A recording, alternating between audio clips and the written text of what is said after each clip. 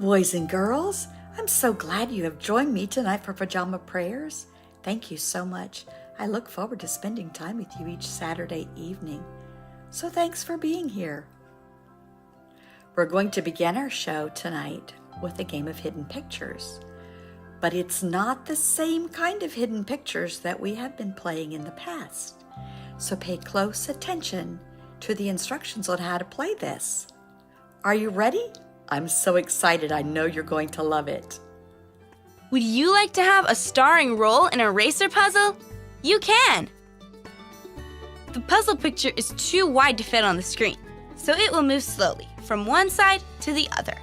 That way, you'll be able to see the whole picture and find all of the hidden objects. The curtain has lifted and the show has begun. The first act is a magic show. The animal audience is amazed at the tricks. The magician made a rabbit appear and hid stars throughout the theater area. See if you can find the hidden stars and count out loud as you find each one. There are 25 hidden stars. In this round, you'll have 25 seconds to see the whole picture. Find the hidden stars. Are you ready to start? Let's go!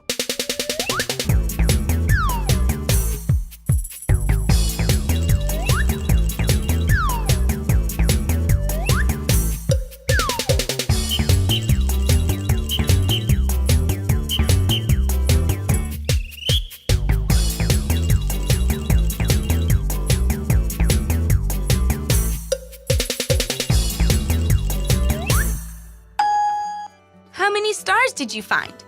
If you found 10, take a bow. Okay, let's try it again. Only this time, you'll have a whole minute to find as many stars as you can. Ready? Go!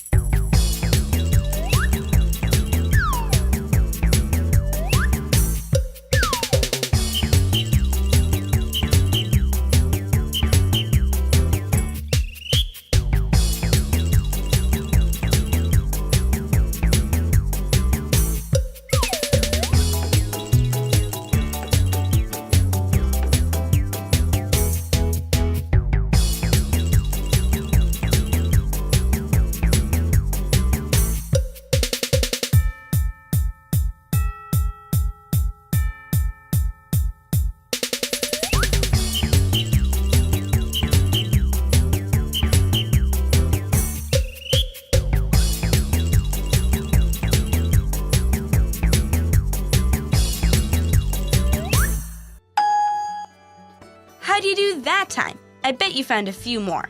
If you found 15, you were a rising star. And if you found 20 or more, you were simply magical. Okay, let's go through the whole picture and see where all 25 of the stars are hidden.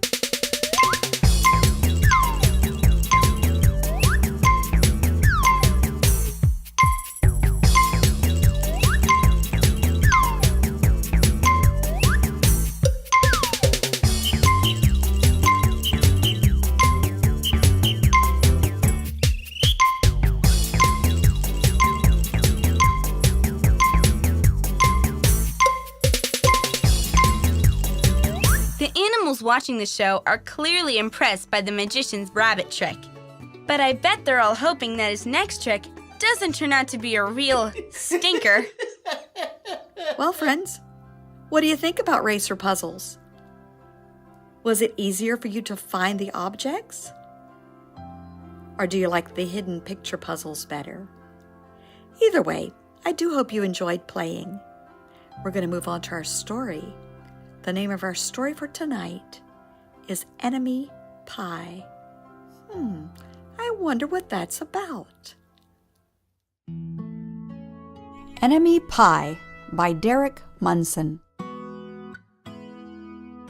It should have been a perfect summer. My dad helped me build a treehouse in our backyard. My sister was at camp for 3 whole weeks. And I was on the best baseball team in town. It should have been a perfect summer. But it wasn't. It was all good until Jeremy Ross moved into the neighborhood right next door to my best friend Stanley. I did not like Jeremy Ross. He laughed at me when he struck me out in a baseball game. He had a party on his trampoline and I wasn't even invited. But my best friend Stanley was.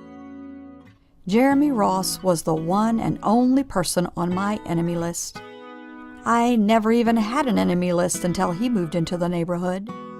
But as soon as he came along, I needed one.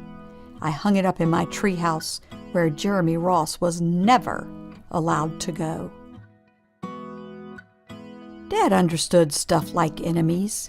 He told me that when he was my age, he had enemies too.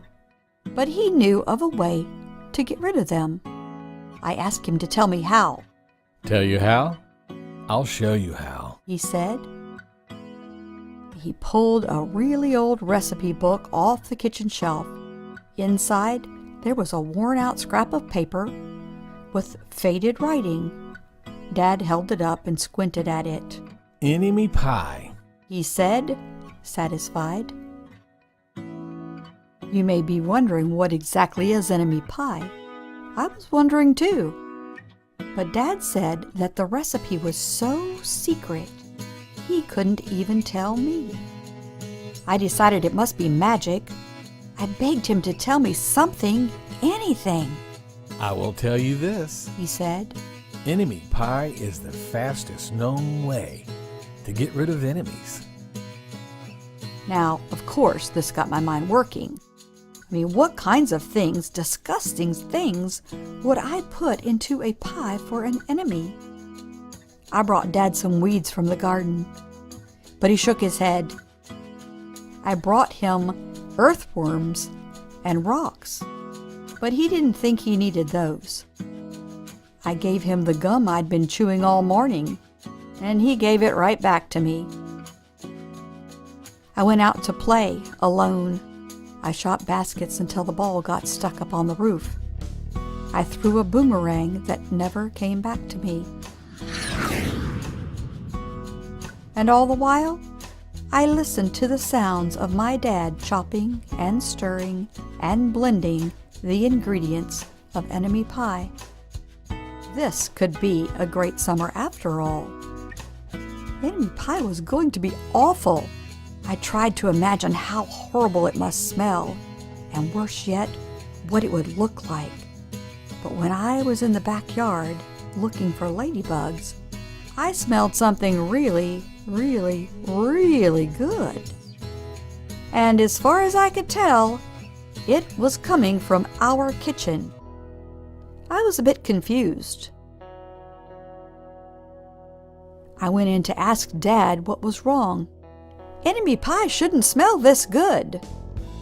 But Dad was smart. Well, if enemy pie smells bad, your enemy will never eat it, he said. I could tell he had made enemy pie before. The buzzer rang, and Dad put on the oven mitts and pulled the pie out of the oven. It looked like a plain old pie. It looked good enough to eat. I was catching on. But still, I really wasn't sure how this enemy pie worked. I mean, what exactly did it do to enemies? Maybe it made their hair fall out. Or their breath stink. Maybe it made bullies cry. I asked Dad, but he was no help. He wouldn't tell me a thing. But while the pie cooled, he filled me in on my job. He talked quietly. Well, there's one part of enemy pie that I can't do. And in order for it to work, you have to spend the day with your enemy. And even worse, you have to be nice to him. It's not easy, but it's the only way enemy pie can work. So are you sure you want to go through with this? Well, of course I was. It sounded horrible. It sounded scary, but it was worth a try. I mean, all I had to do was spend one day with Jeremy Ross, and then he'd be out of my hair for the rest of my life. I rode my bike over to his house and I knocked on the door. When Jeremy opened the door, he seemed surprised. He stood on the other side of the screen door and he looked at me, waiting for me to say something. I was nervous. "Can you play?" I asked. He looked confused. "I'll go ask my mom," he said. He came back with his shoes in his hand. His mom walked around the corner to say hello. "You boys stay out of trouble," she said, smiling. We rode bikes for a while and played on the trampoline. Then we made some water balloons and threw them at the neighbor girls, but we missed. Jeremy's mom made us lunch, and after lunch, we went over to my house. It was strange, but I was kind of having fun with my enemy. He almost seemed nice. But of course I couldn't tell Dad that, since he had worked so hard to make enemy pie. Jeremy Ross liked my basketball hoop. He said he wished he had a basketball hoop, but they didn't have room for one. I let him win a game just to be nice. Jeremy Ross knew how to throw a boomerang. He threw it and it came right back to him. I threw it and it went over my house and into the backyard. When we climbed over the fence to find it, the first thing Jeremy noticed was my treehouse. My treehouse was my treehouse. I was the boss.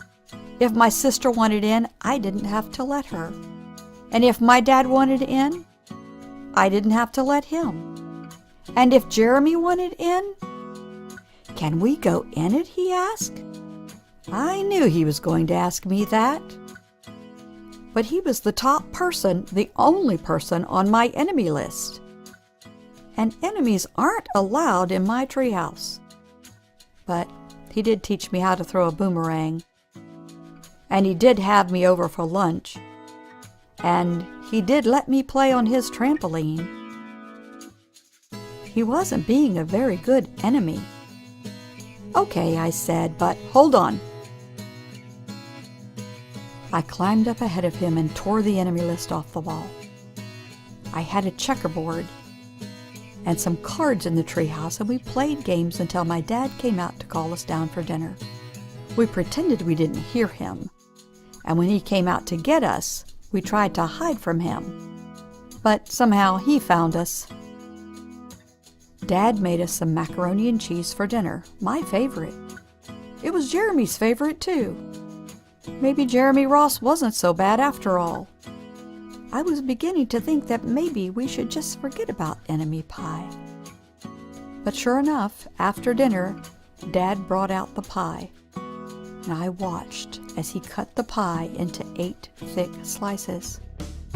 "Dad," I said, "it sure is nice having a new friend in the neighborhood." I was trying to get his attention and trying to tell him that Jeremy Ross was no longer my enemy. But Dad only smiled and nodded. I think he thought I was just pretending. Dad dished up 3 plates side by side, with big pieces of pie and a giant scoop of ice cream on each. He passed one to me and one to Jeremy. "Wow," Jeremy said, looking at the pie. "My dad never makes pies like this." It was at this point that I panicked. I didn't want Jeremy to eat enemy pie. He was my friend. I couldn't let him eat it. "Jeremy, don't eat it. It's bad pie. I think it's poisonous or something." Jeremy's fork stopped before reaching his mouth. He crumbled his eyebrows and looked at me funny. I felt relieved. I had saved his life. I was a hero. If it was so bad, Jeremy asked, then why has your dad already eaten half of it? I turned to look at my dad, and sure enough, he was eating enemy pie.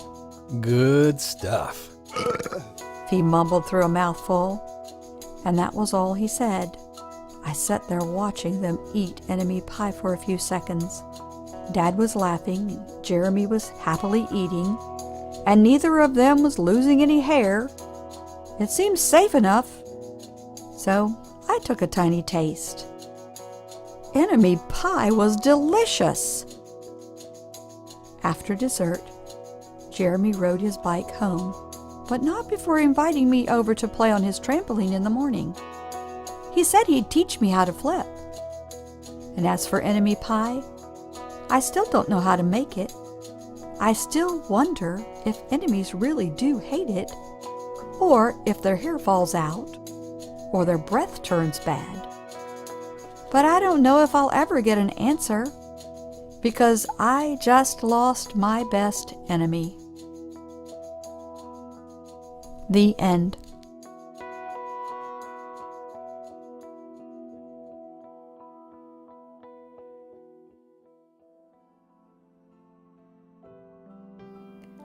Enemy pie, what a great idea! Returning good for evil. You know, the Bible talks about that. The scripture verse that I'm thinking of is in the book of Romans, chapter 12 and verse 21. It says, "Don't be overcome by evil, but overcome evil with good." In other words, don't let the meanness get the best of you. Get the best of the meanness with good. Well, friends, I hate to tell you, but we have no more time for tonight. Our show has come to an end. I hope you'll join us again next Saturday night at 7 when we have another great story and another great puzzle. Until then, turn to someone there with you and say, "You are worth more than you know, capable of more than you think, and loved more than you can imagine." Good night.